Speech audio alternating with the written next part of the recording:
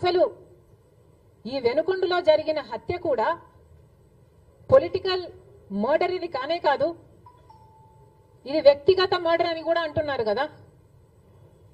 మేము ఏదో సాక్షి మీడియానో లేకపోతే టీడీపీ మీడియానో పట్టుకొని మాట్లాడడం లేదు. మా ఎంక్వైరీలు మేము చేసుకొని న్యూట్రల్ మీడియాతో లోకల్ గా మేము మాట్లాడిన తర్వాత మేము వచ్చిన కన్క్లూషన్ ఏమిటి అంటే ఇది వ్యక్తిగత మర్డర్.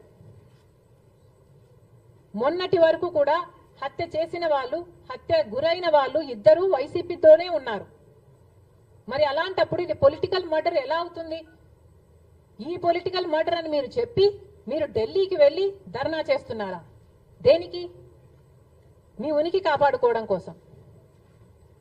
అసలు ఈ వెనుకొండలో జరిగిన హత్య కూడా పొలిటికల్ మర్డర్ ఇది కానే కాదు, ఇది వ్యక్తిగత మర్డర్ అని కూడా అంటున్నారు కదా.